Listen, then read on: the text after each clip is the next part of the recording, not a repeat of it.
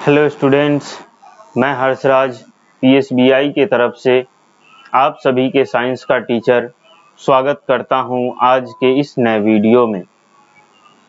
आज के क्लास में हम लोग एक नया टॉपिक शुरू करने वाले हैं, जो कि हमारा टॉपिक रहने वाला है मिनरल्स।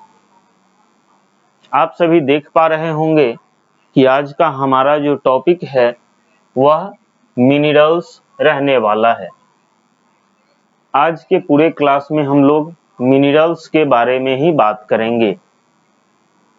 अगर हम लोग बात कर लेते हैं अपने पिछले क्लास की कि पिछले क्लास में हम लोगों ने क्या पढ़ा था, तो पिछले क्लास में हम लोगों ने रॉक्स के बारे में पढ़ा था। रॉक्स का कुछ पॉइंट्स जो हमारा बाकी रह गया था, कुछ टॉपिक, उसी टॉपिक को हमने पिछले क्लास में क्लियर कर लिया था।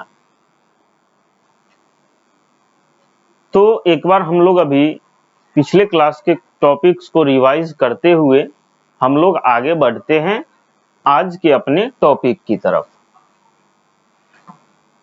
तो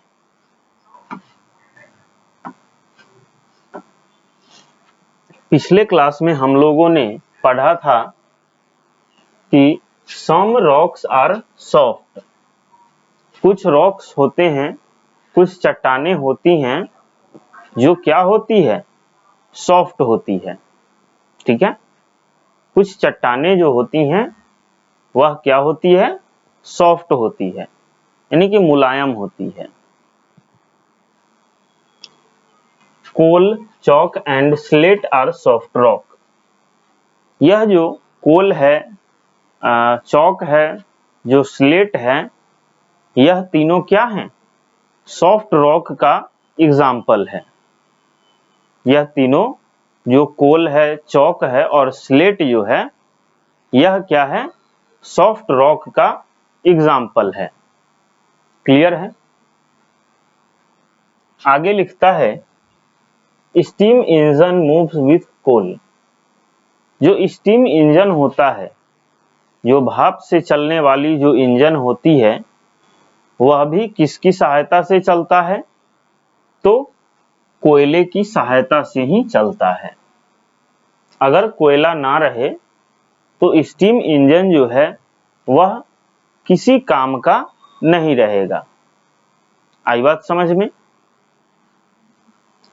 आगे क्या कहता है, electricity is produced in the thermal power station with burning of कोल।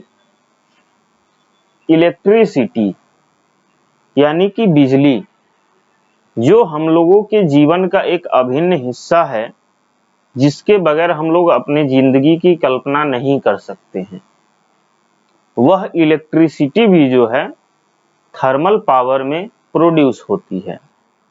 और किसकी सहायता से, तो कोयला जब जलता है तो थर्मल पावर स्टेशन में क्या बनता है, बिजली बनती है। अगर कोयला ना रहे तो बिजली भी जो है नहीं बन पाएगी।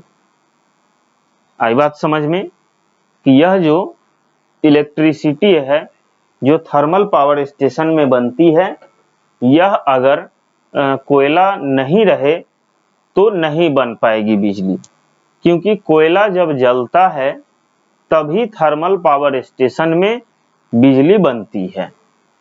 क्लियर है। We use chalk to write. हम लोग लिखने के लिए चॉक का इस्तेमाल करते हैं। जब भी हम लोगों को लिखना होता है तो हम लोग किसका यूज करते हैं, चॉक का यूज करते हैं।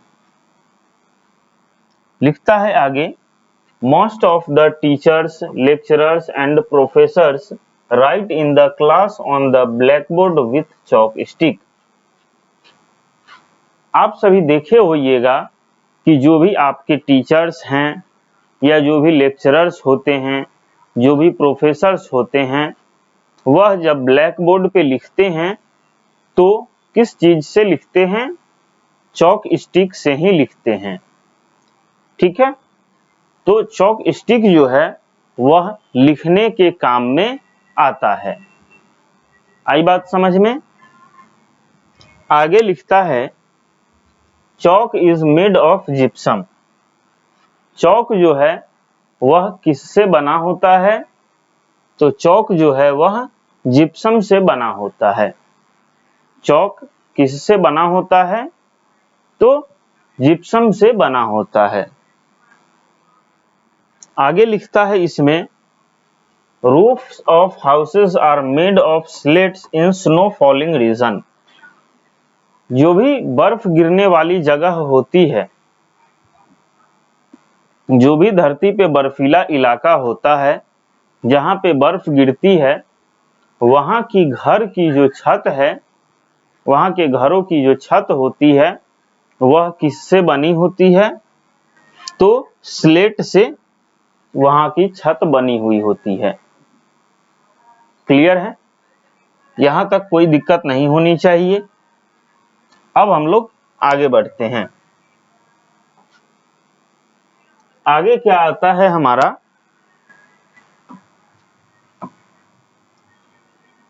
आगे आता है हमारा मिनरल्स।